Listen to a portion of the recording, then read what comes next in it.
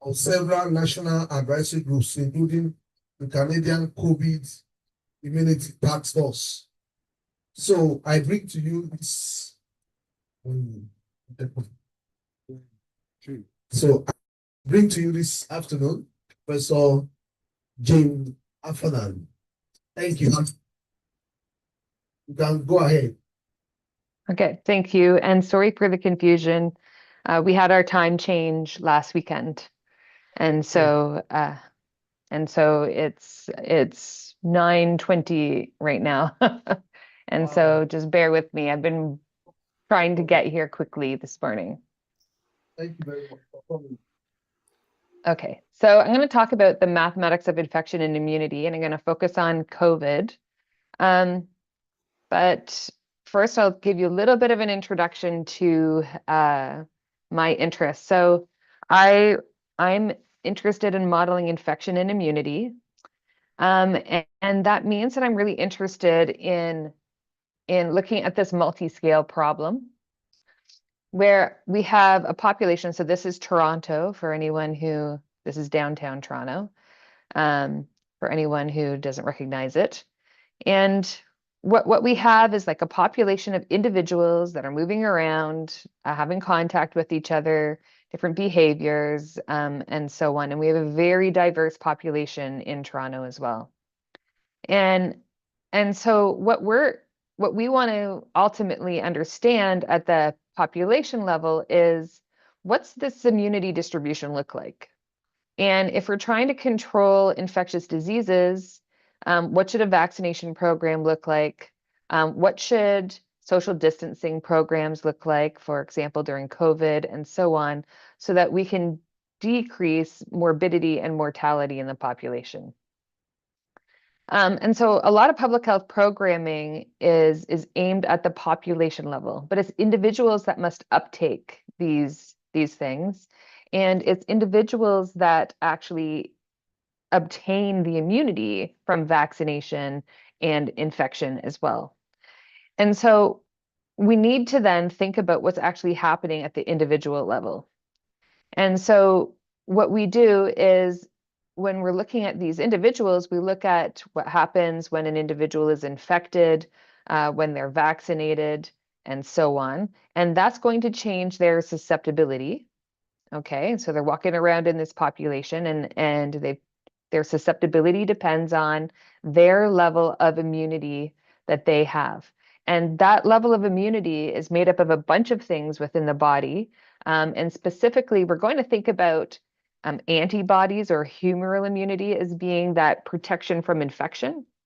And then we're going to think about T cell immunity, which is coming from CD4 and CD8 T cells in the body. And that immunity is at protection from severe infection. So if infected, then the T cell immunity will help stave off severe symptoms. Okay.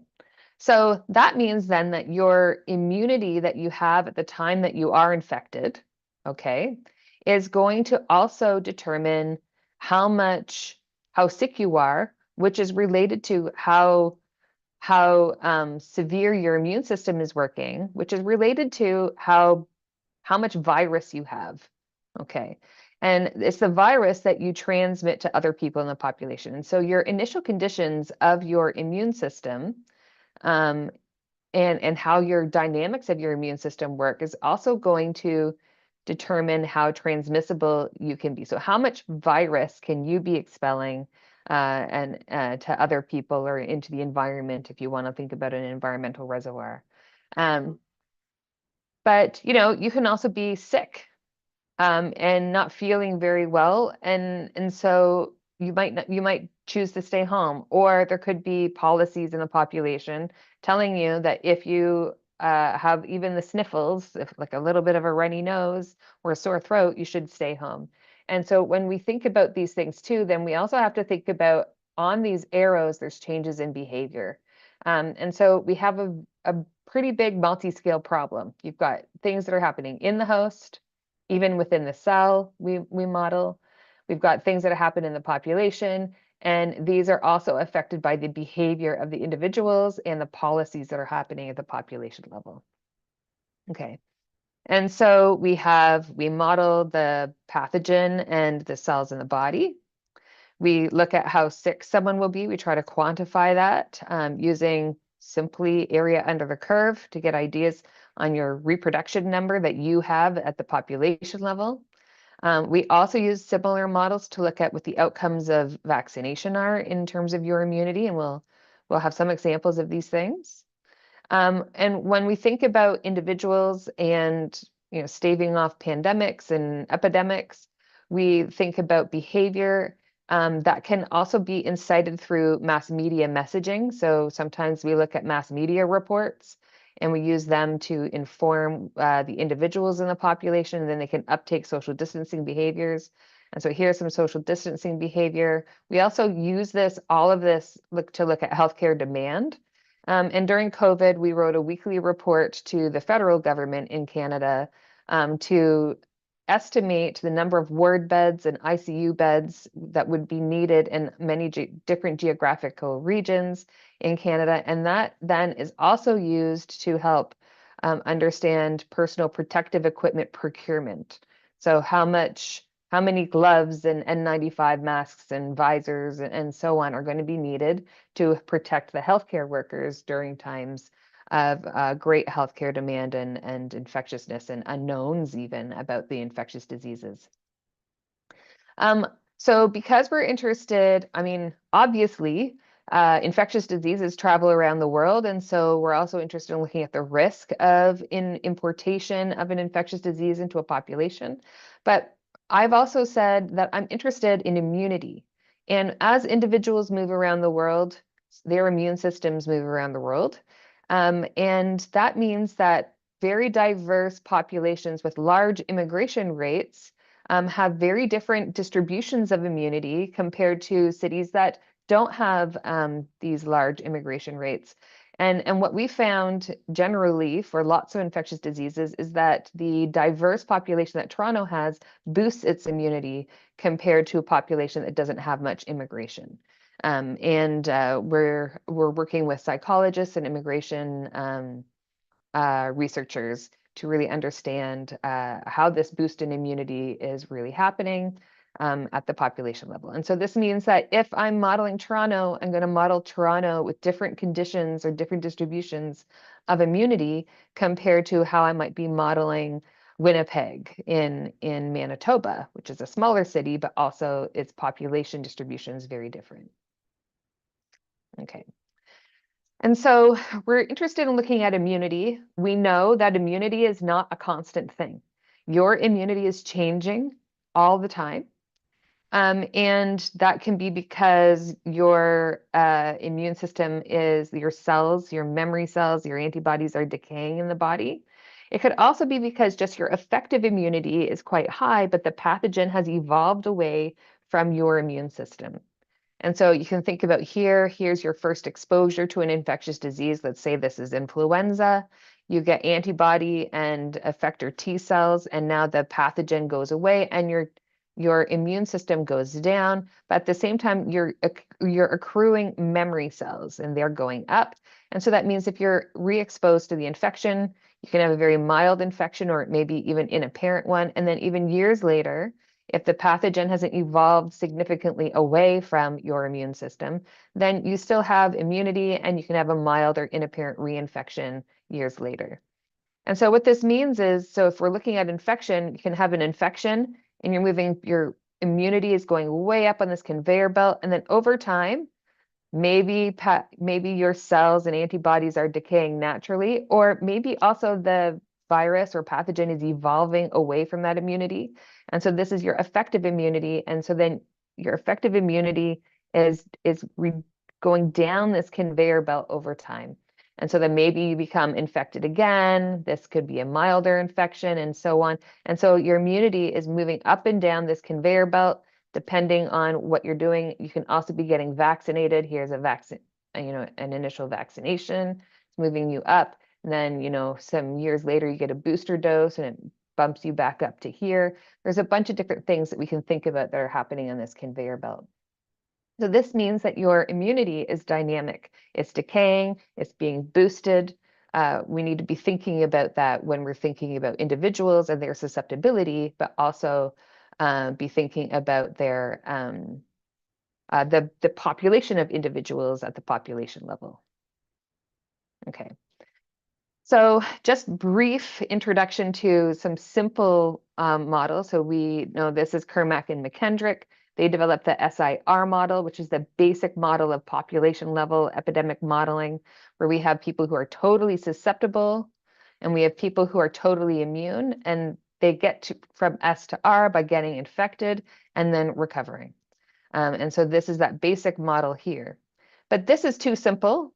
There are many different levels of immunity. There's many different levels of infection too. So we could be thinking about, here's susceptibles, here's the recovereds, here's the infectious individuals. Maybe people are infected and not infectious yet. Some diseases can be chronic infections. Those chronic infections can sometimes be cured. We also have people being vaccinated. Immunity could wane from recovery and wane from vaccination to this W class. There could be many of these W classes. People from W could also be infected and move into E. And then these stars here could be, okay, we have many different immunity classes. So maybe the star is a subscript for immunity. Maybe it's age. Maybe it's gender. Maybe it's ethnicity. Maybe it's community that you live in. Like in Toronto, we have a lot of people who commute to Toronto for work from different cities. And so maybe that star is the city that they reside in. There are many different things that we can be thinking about. Could also be behavior level. Some people have more risky behavior than others. And so we need to be thinking about that. So we can get really hugely complex. So the largest model that I've ever used is about 5,000 equations, and that's insanely big. So the question is, how big can we get that still allows us to do some math and some interesting things to get applicable results to the population. Okay, so I also said we'll be looking at in-host modeling. So this is the TIV model. This was kind of co-developed at the same time in the 1990s by Alan Perelson and Martin Novak. And so this is the basic formula here. So here we have our target cells. The target cells are infected by pathogen to become infected cells. Very similar to the SIR model. But here we have this, you can think of the V, the pathogen, as a vector. So it's the vector that transmits infection from infected cells to susceptible cells. Okay. So that's also, it ignores the immune system. There's no immune system in that model. What's happening is, the immune system could be affecting the infection rate, the production rate of virus, the clearance rate of the virus, the death rate of the T cells, killing rate of the infected cells. There's so many things that the immune system could be doing.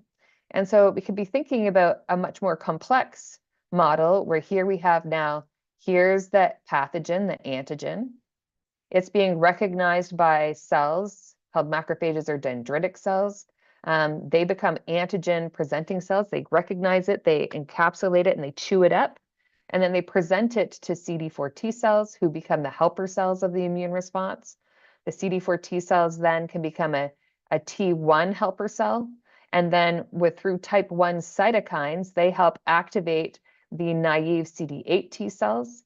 The naive CD8 T cells can also be activated by infected cells. And when this happens, they can proliferate and can become effector CTL, and they kill infected cells. And some of these CD8 cells can become memory cells.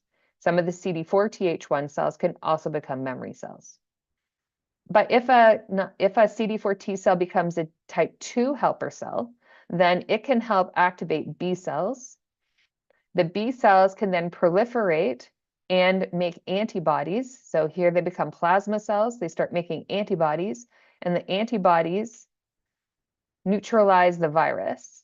Okay, and some of those B cells can become memory cells. Now, this is a very complex model. It relies on acquiring a lot of data from immunology clinical trials and experiments. There are some things that can be measured quite easily. Certain types of cytokines, type 2 and type 1 cytokines, can be measured. Antibodies are easily measured. A lot of these other things are not easily measured or are quite expensive to measure. And so we have to deal with what kind of data can we get. But I'm not even including any of the cytokines in this flow diagram. The immune system is very complicated. We also need to think about where in the body are we modeling? Are we modeling in the respiratory tract? Are we modeling in the blood? There's lots of things. These parameters can also change with respect to age, genetics, infection and vaccination history. There's so many different things to be thinking about here. So I mentioned behavior in the beginning. We can also model behavior change. So here we have people who have 3 different levels of behavior, S0, S1, and S2. And we're assuming here that these are in S0 are people who don't change their behavior at all. They go about their day like a regular day. S1 have some behavior change, like social distancing, and S2 have taken up enough social distancing so that they're not going to be infectable. And you can think of, inciting behavior change can come from mass media reports and news reports. And so what we've done in the past is we've looked at, in the Canadian context, this is during 2009 H1N1, we looked at the mass media reports in French and English. We looked at the decay rate of how people become desensitized, I guess, to mass media over time. And so they're going to wane their behavior. And then what we did is we incorporated this mass media report into a model, a simple model of behavior. And here on the right are the outcomes of 2009 H1N1 in the Ontario population. And on the left-hand side, just using mass media reports and this decay rate of behavior change, we were able to also look at this and get the same qualitative behaviors. We have a small wave followed by a much larger wave later in time. Okay, but behavior is also complicated. These models can be huge. How many levels of behavior do we need? Your level of behavior can follow you through your exposed class, your infectious class, your asymptomatic infectious class. How many of these individuals will be tested and reported? That's these Ps, these sub-Ms over here. These are the reported cases. These models can be huge. And so you've got in-host models that can be huge. You've got population level models of infectious diseases that can be huge. And you've got behavior models that can be huge. And so what do we do? Well, what we do as mathematical modelers is we really try to incorporate as much of the biology as we can so that we're not increasing uncertainty a ton. And so here you can think about incorporating a lot of biology in the model. We want to get new knowledge from results. And so it means that what we want to only incorporate as much biology as possible so that we're not incorporating too much uncertainty so that we can optimize the new knowledge from results. If you incorporate more and more of the biology and there's not enough data around or knowledge around about that biology, then your model can just really produce anything in terms of results. And so you'll get results, but you don't know if you're really getting new knowledge that's, how much certainty do you have in that. So we really try to be here. Okay. So I talked about that we have in-host modeling of infection and immunity. But first, what we're going to do is we're going to talk about this population level of infection and immunity where we have susceptible, so this is looking at COVID. We have susceptibles that are going from S1 to S4. And then what happens to them is they go through the exposed class, and we're going to say that there are 3 levels of exposed classes. So we're looking at an Erlang distribution here, which gives us a nice delay before they get to the infectious classes. And here we're going to look at mild, moderate, and severe infections. And we're going to assume that a mild infection gives you less immunity than a moderate infection, and that gives you less immunity than a severe infection. And that is true when we look at in-host modeling. So I've skipped over in-host modeling for now. We'll see if we can come back to it later. And so when we're looking at that, that's just looking at infection. With COVID, we had to also look at vaccination. So we need to look at what happens when you have one dose of vaccine coming from these different classes. You have the booster dose too. You have more booster doses later, and individuals who are vaccinated can become infected. And so we have this, you can think about this, I guess, like an iceberg or a boat, where here's the part of the boat that's maybe above the water. This is the part of the boat that's below the water. And there's a lot of things happening down here, and we keep track of the infections in the vaccinated because this is also important for Omicron. Okay, so when we're thinking about things like this, then we need to be thinking about, well, I'll also just say here that these arrows here that lead you to mild, moderate, and severe infection, we're going to have 16 age groups here. And these arrows are determined by comorbidity status. And so the probabilities of mild, moderate, and severe infection are going to change by age. Because comorbidities increase with respect to age. Okay. We're also going to assume that these arrows are slightly different for mild, moderate, and severe infection for people who have immunity from vaccination. Because vaccination is going to reduce, if you're going to be infected, it's going to also reduce those severe symptoms. So those move down. So these red arrows have slightly different probabilities than these red arrows here. We also have these waning rates of immunity. So S4 can wane to S3, to S2, and then to S1, where these are totally susceptible and these are totally resistant to infection. We also have waning immunity from vaccination to different susceptible classes, and we have waning immunity from susceptible classes in the vaccinated individuals as well. And these rates can all be somewhat different. We don't know a lot of information about T cell waning. We do have more information about antibody waning. And so we're going to make some assumptions based on all of these black arrows to be the same for now. We're going to have the same value. Okay. And so what we have here is we have this large model where we're going to delineate the population into 16 different age groups. So they're 5-year age groups. And some of these parameters depend on the age that you're at. And the vaccination uptake is going to depend on your age and your type of job, because in Canada, we prioritize vaccination by age and also to healthcare workers in the beginning. And then we're also going to look at, remember during COVID, we had lots of social distancing policies happening in the population, work from home and so on. And when you delineate a population by age, you can be thinking about age structured contacts. And so what we're going to do is we're going to use different contact matrices for things like school, home, work, and other spaces being parks, grocery stores, and so on in the community. Okay. So this is a look at COVID at the Canadian-wide level. From, I guess this is 2000 to somewhere into 2022. You can see that some provinces had a lot less infections than others. Those populations are also smaller.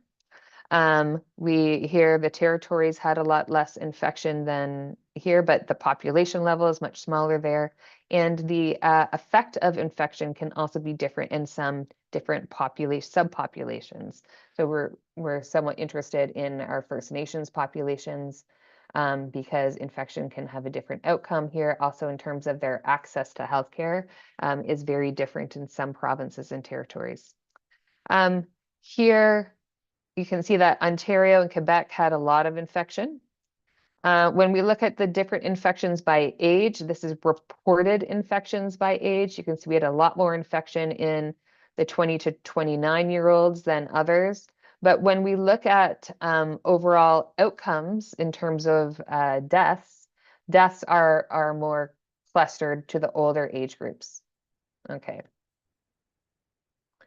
So I said that we look at those probabilities of mild, moderate, and severe infection. There's this publication by Clark et al. In the Lancet that was published in 2020, where they look at the probability of severe infection versus milder infection for the different sexes as well as by age, and comorbidities. And we know that comorbidities increase with respect to age.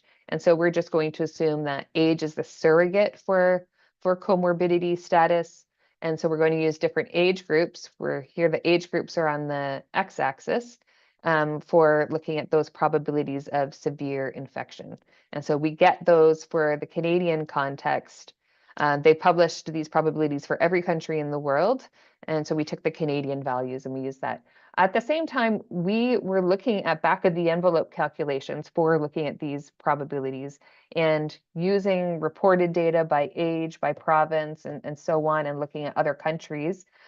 Using a back of the envelope calculation, we were able to get values that were quite close to what the probabilities are that were published in this publication here. And so we just decided to go forward with the probabilities from this publication by Clark et al.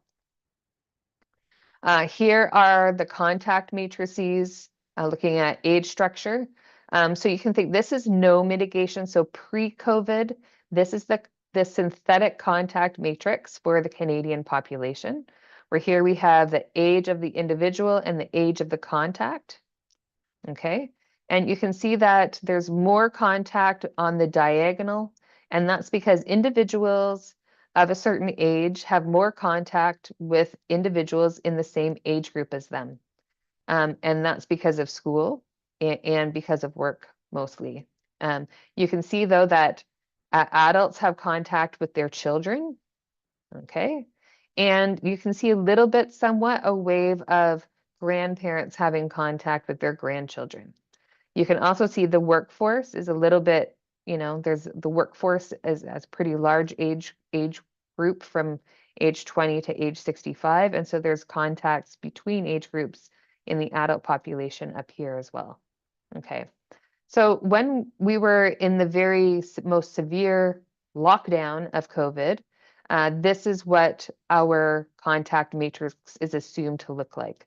And so we have work from home, except for we have some individuals that have to go to work because they are healthcare workers or they're working in places that are necessities for the rest of the population, like meat packing, grocery stores, and so on. And then we have age groups. You can still see that the diagonal is pretty high here compared to some of the other things, and that's because kids have contact with their siblings. We also have in these age groups here, these are the service workers that work in the grocery stores. They're the people who deliver the food to people by delivery and work in the restaurants and so on. And so there's still going to be contact between these age groups here. Okay, here we have, this is school closure as well. Here we have schools open and some work from home. Here we have schools open and a little bit of work from home and so on. And so you can see that no matter what contact matrix we're looking at, the age group, the 15 to 19-year-olds had the highest level of contacts.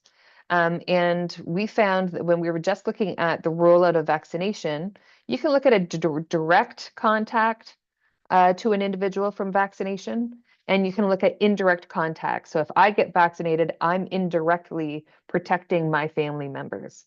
And we found that the 15 to 19-year-olds, the earlier they get vaccinated, the better, because they provide an indirect protection to the rest of the population.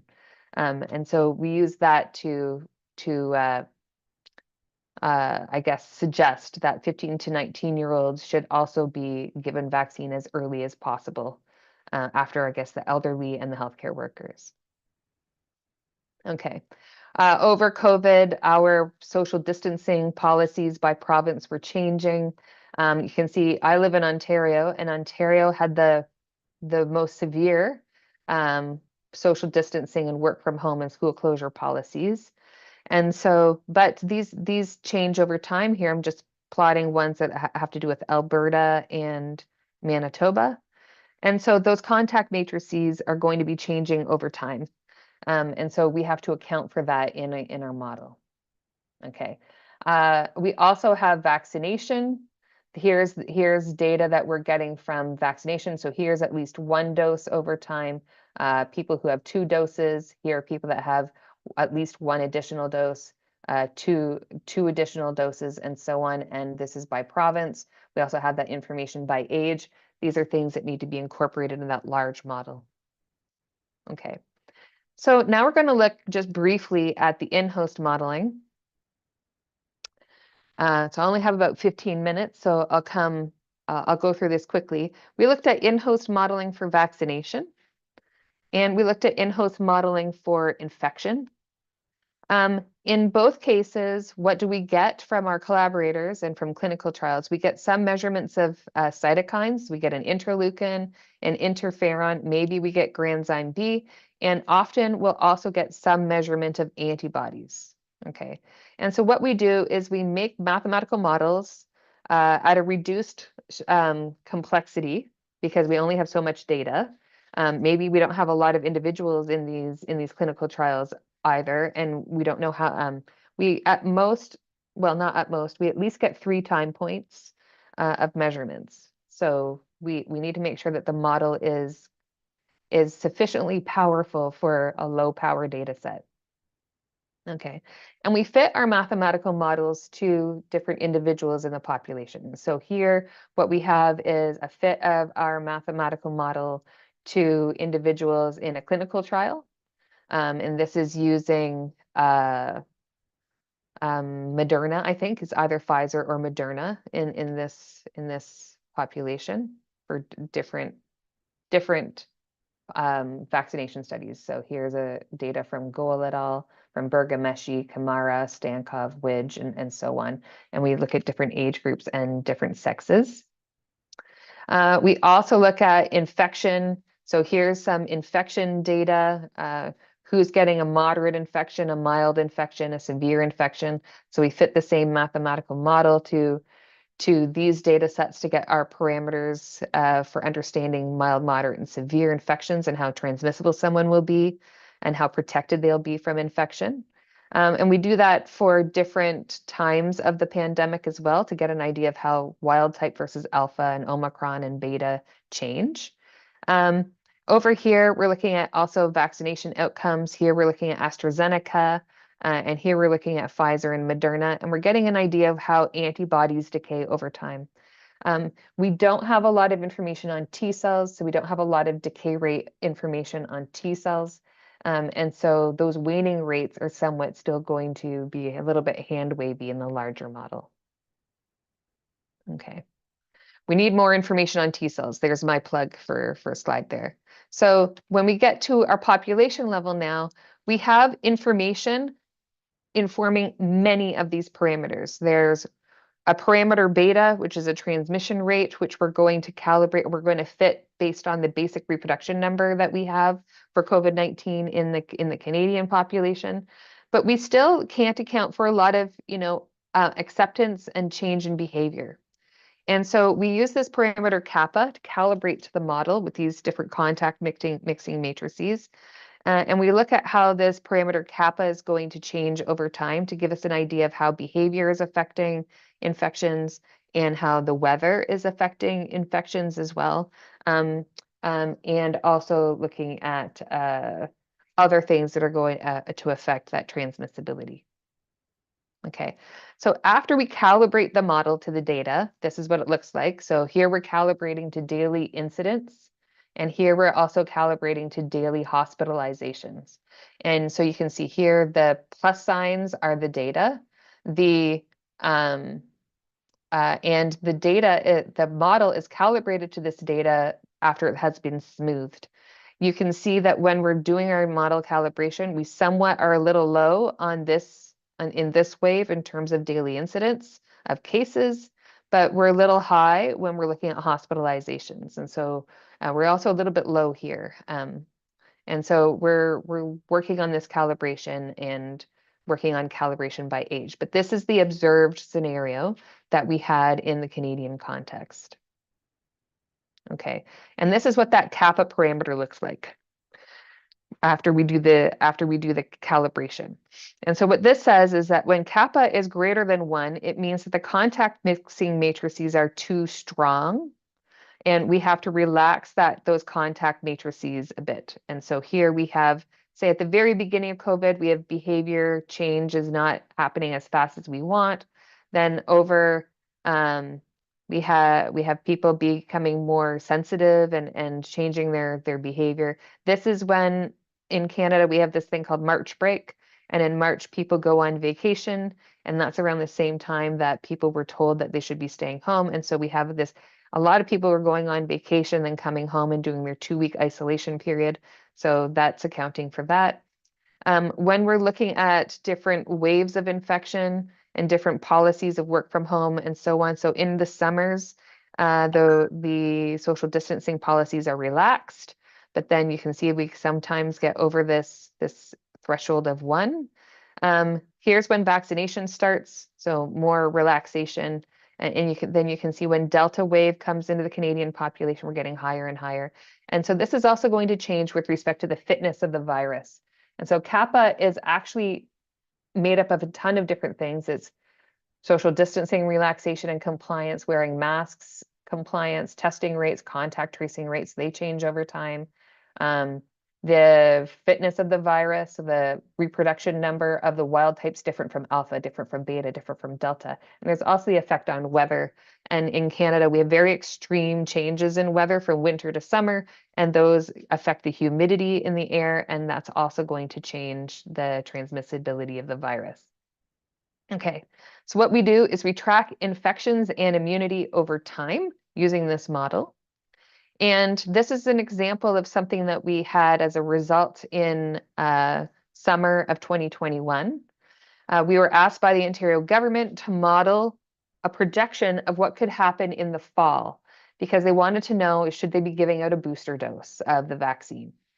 And so what we found, so red here are people who are totally susceptible. And remember, this is by age group. So younger is lighter in age to darker is the oldest. This is our this is S0, this is S1, so I have some immunity. This says the yellow has more immunity, and the green has a level of immunity where they can't be infected. And so what do we see here? The white are the waves of infection in the population. So those are infecteds, okay? And what we see here is there's a lot of susceptibility in the younger age groups. And so this says that we need to have more people from age 0 to 30 to get vaccinated. There was no vaccine for 0 to 12 at the time. So we recommend that we need more 12 to 29-year-olds to be vaccinated. We see increases in the blue and the yellow and a decrease in the green. But what's happening is we're having infections, and we're having a lot of mild infections and moderate infections. We have some severe infections, but their immunity is waning down to lower level classes. And so what we see here is that most infections in the fall are going to be mild and moderate, okay? But when we look at the severe infections, that we're going to look at this over here, where we have different age groups and 10-year age groups here, and we see that 50% of the severe infections are in the ages 50 plus. And so we recommended that a booster dose be definitely offered to everybody, but really definitely offered to people who are age 50 plus, so that we can stave off infection and stave off great demand on our healthcare system.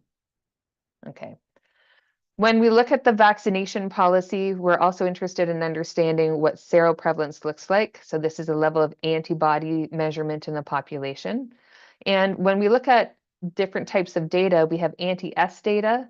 Anti-S is provided by vaccination and infection, but anti-N data is only provided by infection.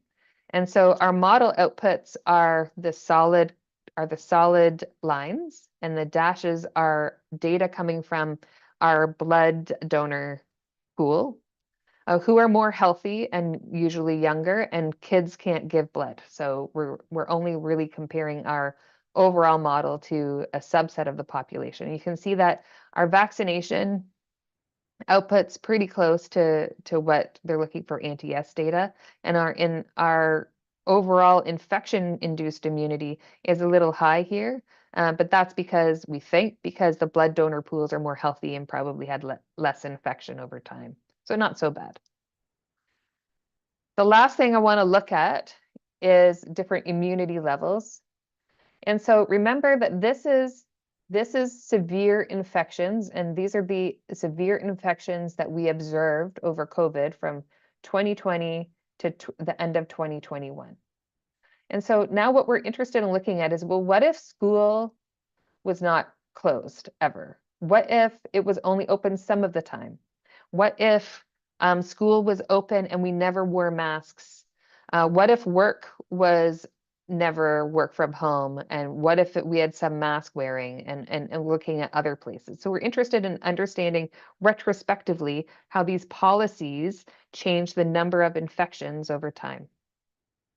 I'm also going to say here that this solid line here, this is our acute care capacity. So we're looking at ward bed and ICU beds in our hospitals. And we don't want our severe infections to come up really close to this or over this. Okay. So here, what we're looking at is, well, what happens if school is open? So that's this solid green curve. And we come up above that acute care capacity a little bit.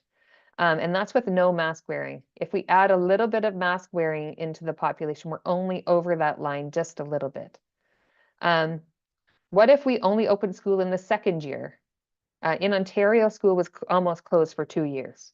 And so we see that's what happens here, and with a little bit of mask wearing. And so we can see here that if schools are open, our model suggests that this level of getting close to the acute care capacity over all infections is not going to be that bad.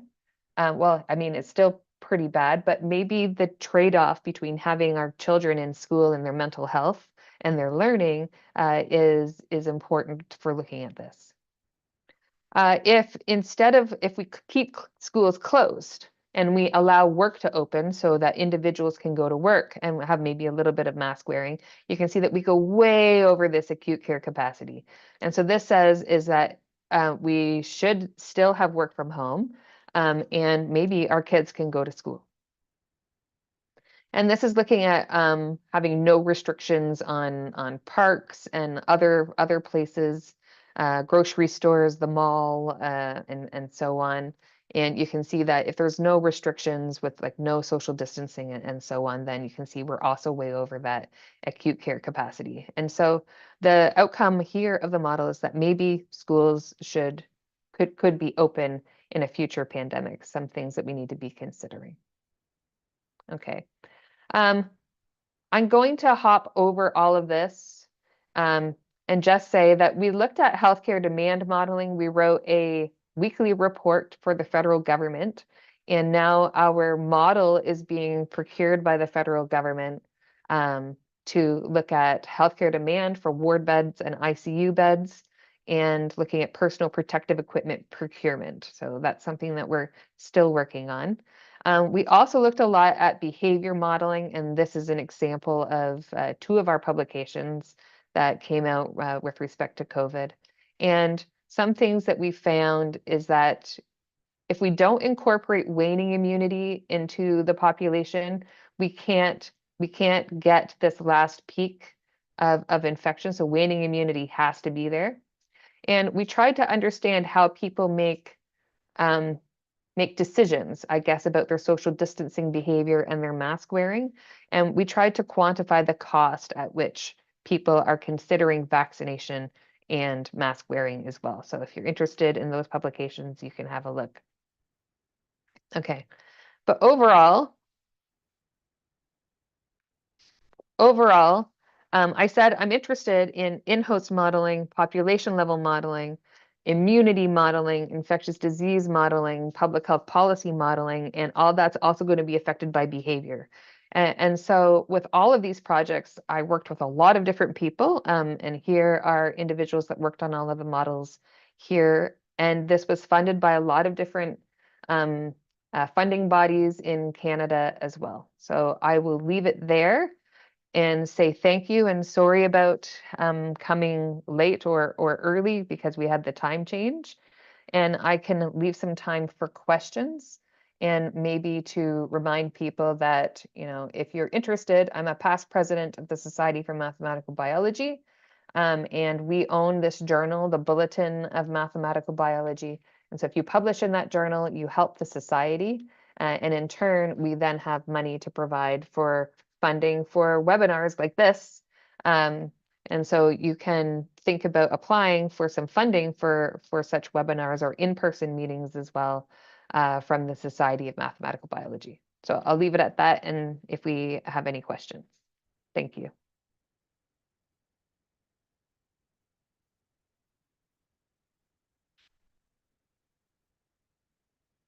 All right, thank you, Jane. That was a beautiful presentation. And I don't know if there are questions from the online participants. Questions? And then from questions. Only one person I'm seeing in their hand too. 1, 2. Any other question? Question? Oh, I feeling sleepy, right? All right. So from the online participants, are there questions? Online participants, any question? If you can't talk, you can type your questions on the chats. Okay, so, all right. All right, thank you so much for a beautiful presentation, man. While you are presenting, you talked about. Can you hear me? I talked about TIB. Yeah, can you hear me, please? Yes, yep. Yeah, I can hear him. Okay, great. So, while you were talking, you talked about immunity as modeling for in-host, like in-host modeling, which within host modeling. While talking, I was thinking about different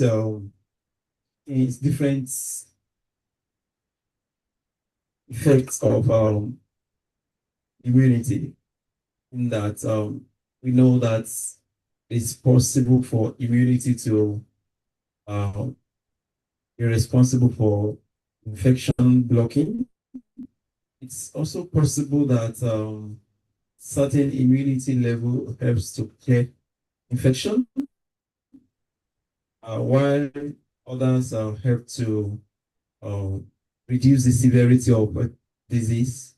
So considering these different functionalities around immunity, so how do we cater for each of these functionality as far as the effect of immunity is concerned in our models? That's number one. Then number two, while you have presented beautiful flows, I wish that for the in-host models, you could also show some mathematics just to see what kind of mathematics was used to model this in-host immunity model. Is it deterministic model? Is it stochastic, PDE, agent-based, or which one did you use? And all of that. And then the calibration output is of interest. It's a great one. I was also going to think that maybe we'll get some technical information around the calibration, how you came about achieving that matching calibration. Thank you. Okay, thank you. Do you want to answer this, or I should allow the second question to come, or you want to answer this first? I can answer those questions. That's fine. Okay. All right. So answer this, then the second one will come. Okay. And I also ask question. Yeah. Yep, sure. Okay, so great questions. So in terms of the protection against infection and protection against severe infections, I guess, morbidity and mortality as well. So we usually think of antibodies as that protection against infection. So if you have a lot of antibodies, they're going to get rid of that pathogen right away in your respiratory tract, in your mucosa, and so on. And so those are usually thought of as a first line of defense.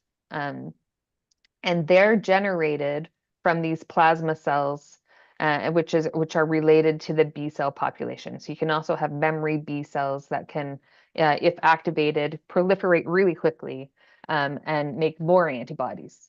Okay, so antibodies are usually deemed to be that first line of defense. During COVID, it was also found that having a high level of memory CD4 T cells could also provide a first line of defense and help you protect you from infection. And so I don't want to say that they're never there in terms of protecting you from infection, but usually we think of memory CD4 and CD8 T cells as their component of immunity is usually that after you get infected and say the antibodies fail from stopping you from getting infected, these memory CD4 T cell and CD8 T cells get activated and they start proliferating very quickly at a faster rate than naive ones. Okay. And they then make the memory CD8 T cells make effector T cells, and these cells go and kill infected cells. And so usually when you think of, you get infected and you start to feel crappy, and then your symptoms, you've got a rash or you've got a runny nose, and you've got a fever, that's your immune system working.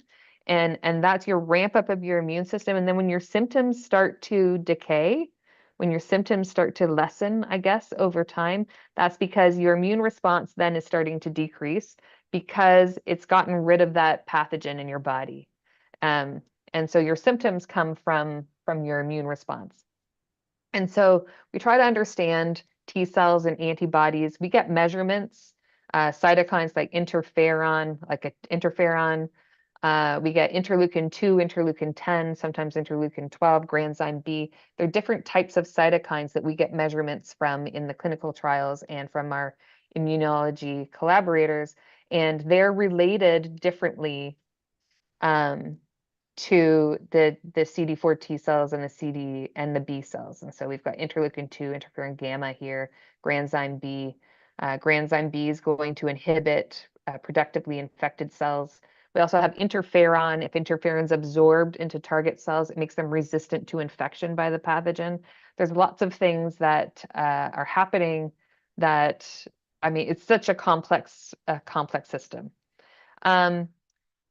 So there are lots of things that we don't know about the immune system. And so our models can also help, provide results and then give those results to people back as into immunology and then test them out in the lab.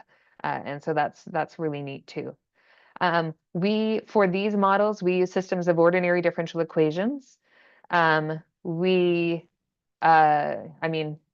is stochastic. I do a lot of work also on in-host stochastic models, but for these ones, we used systems of ordinary differential equations. We fit the models to vaccination and to infection data using hierarchical mixed modeling. And so that means that we took all the individuals and we fit the model at the same time to all individuals. Or we took a whole bunch of different studies. Here we have 10, 14 different studies, and we fit the model to all 14 studies at the same time using population level data. And then we get out the parameter values for each study or each age group. You can see here's different age groups here too at the same time. And to do this, we use a software program called Monolix, Monolix. Which is a statistical software specifically designed for fitting mathematical models, ODEs, to data. I don't have any slides with the differential equations on here, but they're all in the publications. So if you go on my Google Scholar, you'll be able to see. We did not do any stochastic modeling here. We did look at evolution. So if someone is infected, what's the possibility that they'll get a new viral variant that they can then infect that or transmit to others? We also, with some collaborators, have looked at this system and have looked at what if someone has specific comorbidities like diabetes or some other chronic issues, then what parameters are going to change in their bodies? And we've also started to look at in the lab long COVID. And so if you get infected with COVID, you can become a long COVID patient. And there are different types of long COVID.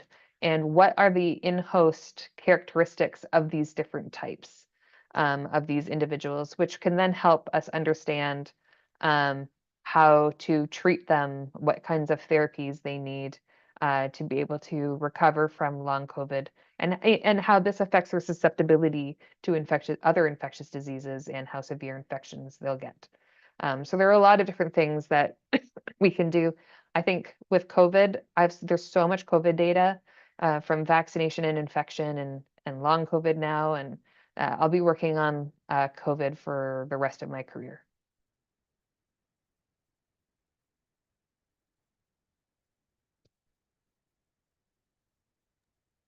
Okay, thank you very much for that. Next question, please. Thank you for the clinical presentation. So my question has to do with the suggestion that was made about vaccinating people between the age of 12 or 29 as a kind of result from the model. So now, but I was thinking that what kind of population is it? Because I'm aware of the fact that maybe in a population where you have adults and maybe the young ones and all of that, I think the adults who have underlying issues tends to be more prone to COVID-19, and for that, they may need vaccination in terms of when you are trying to make decision on a group of people that should be vaccinated first within the population in order to control the spread. So I want to know, in your work here, do you consider that population or they are neglected in order to make that decision? Like, what are the things you consider to actually come to that conclusion? Thank you. Yeah, sure. Great question. So we do have a publication where we looked at scenarios for the rollout of vaccination in the Canadian population. And we looked at, what if we give everybody the vaccine at the same time? What if we give people, the elderly, we prioritize them and the healthcare workers and so on. And we certainly see, there's two goals to vaccination programs. One is to give people immunity so that you really reduce that risk of death if they're infected. The second is to protect people from infection. The third, I guess, is to protect people from severe infection, like to lessen their symptoms, so that people can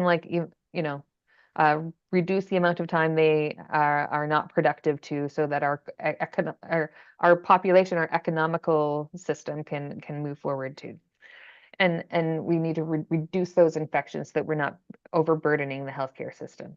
And so we certainly did find that when the goals are to reduce morbidity and mortality, you do need to vaccinate healthcare workers and the elderly first. But the sooner you can vaccinate 15 to 19-year-olds, the better, because they indirectly protect the rest of the population.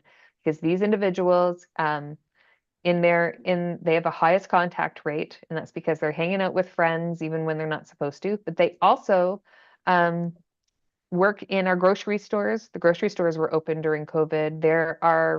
They work in the restaurants that are making the food that are being delivered to the houses during the lockdowns. And so they're working in the restaurants together. And they're also the food deliverers. And so we really do need to make sure that this population is protected for themselves. At the same time, they indirectly protect the rest of the population, the higher their immunity is. And so then when we go here to that example that I showed you, in part, this is where we need more 12 to 29-year-olds to be vaccinated. That's in part because of the contact structure of the population. But also there seemed to be some hesitancy in these populations to go get vaccinated. And that in part is because parents were hesitant to get their children vaccinated, the 12 to 18-year-olds, because of some of the side effects that were being reported from the vaccinations. And then the older part of this age group, they're just so busy too. It's hard to get them to get into the vaccination clinics. And so we had to start offering, I guess, vaccination clinics in other places so that it's easier for these individuals to go in and get vaccinated. There's also a behavioral mindset in these age groups where somewhat, I don't know, my children are both now in this age group, in the younger part of it. And there's somewhat of a feeling of, oh, it's okay, if I get COVID, I'll be fine, or I'm not going to get COVID, or whatever. And so individuals can just delay or not go get vaccinated at all. And so there needed to be, in part, this result is to tell the Ontario government that there needs to be an ad campaign, like targeting these age groups and the parents of the younger individuals in this age group, so that we can give people in that age group immunity, so that they're protected, but also so that they indirectly protect everyone else. I do see that someone in the chat wrote a question about the weather. We don't explicitly model the weather. We do incorporate it in this parameter kappa. And so say kappa 6. I mean, kappa, it looks here like I'm multiplying all these different, the kappa is a function of all of these different kappas. And it's not necessarily multiplied, it's just a function of these different kappas. And we have not explicitly tried to tease out the effect of weather in our model yet. We do know in Canada, our summers are very humid and our winters are very dry. And so I have a dehumidifier that I run in my house in the summer. It's so sticky and disgusting here. In terms of the humidity in the summertime. In the winter, our houses are very dry and the outside is very dry. And so people get nosebleeds just, spontaneously because the air is so dry. And so we use humidifiers in our buildings and our houses in the wintertime. And we know that humidity modifies the transmissibility of a pathogen, because if it's very humid, the pathogen, as if you sneeze out pathogen or cough, it gets caught in the humidity and then drops quickly down to the ground. Whereas if it's dry, the stuff that you're coughing can spread, I don't know, more widely in the environment, especially if it's windy. But at the same time, we know that humidity can help the virus to exist longer in the environment, like on a doorknob or whatever. And so these are things that other people are modeling and that we can try to incorporate into our model. We already had so much in our model that being able to tease out the effect of weather is something that we have as a future plan. We did use this model to look at in COVID-19 infection in France. And that student did look at incorporating the effects of weather already in the model. And so I do have one model with some colleagues in France that's published where you can look at how we incorporated weather in that. But yeah, it's an important point, and we will be doing that with this model. This model, also this huge model, is available in GitHub. And so anyone can use it. If you're interested in learning how to use this model and incorporating data for different geographic locations, you can just contact me and we can set you up with this model so that you can learn how to use it and fit it to different geographic locations.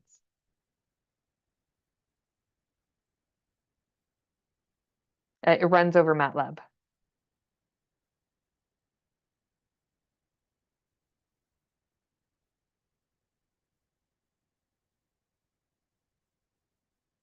I don't know if someone's talking. I can't hear yeah, there we go. Yeah, please, let me know. So please, do we have anyone with question in-house? All right, so please, the online participants, Okay, I just want to confirm if there are, if we have any other person with question. Okay, okay. So Prof, so we really want to appreciate you for the presentation and also for providing answers to the questions. So we are grateful and we hope that when we call on you again for another presentation that will be available to make your presentation and to give us a beautiful talk like this. We want to appreciate you. Thank you so much. Thank you so much. I do see a hand raised just now on the online. So I don't know if it's a question or. Like someone is raising his hand, so please, okay, let's Yes, thank see. Okay, Chris, so can you go on with your question? You can unmute your mic and go with your question. yes, thank you, Prof, for a beautiful delivery. I just wanted to find out if, from your experience, you have some areas that you feel could be the engineering perspective of your study. Is your study relevant in engineering? Are there areas where you suggest that researchers in the field of engineering could come in handling this matter of infectious disease relative to COVID-19 or any other one you feel or you are handling? I just want your suggestion from your experience over the years. Thank you. Thank you. Yes, so I don't specifically look at specific engineering questions. I do have colleagues that look at airflow in rooms and planes. I also have colleagues that are helping develop better masks and better tests so that people can get results faster. In terms of engineering, I guess you can think that the more knowledge or the more things that individuals in the population have at their fingertips to help them understand their infection, the better. And that's going to change their behavior. So we had a 2-week isolation period for people who tested positive for COVID. That was long, and people were not complying with that. If they were able to have some resources at home to help them understand how their infection was increasing and then increasing in terms of viral load, and where they could see that maybe if they have a mild infection, they only need to stay home 6 or 7 days, and they had a test at home that would help them look at what their viral load is, then I see people complying better. Also, having a test that doesn't hurt, sticking those things up your nose, a lot of people were very sensitive to that, especially children. And so in terms of the engineering perspective, I look at, there's lots of different things that can be made to help us in the future, so that we don't need to have such, strict and long isolation periods recommended for people in the population. Better masks too, more, better personal protective equipment, but also trying to understand more about how humidity affects things, airflow in buildings and in rooms, and so on. So lots of things that engineers can be thinking about. And thank you everybody for coming and staying given the delay. And I'm happy to see everybody and hope to be able to interact in the future at another seminar.